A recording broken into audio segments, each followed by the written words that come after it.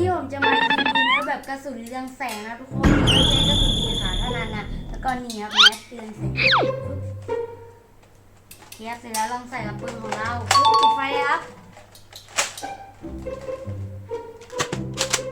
นี่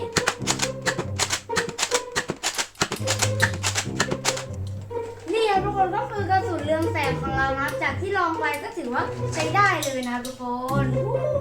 เทียบเดี๋ยวผมไปยิงต่อดีกว่าไป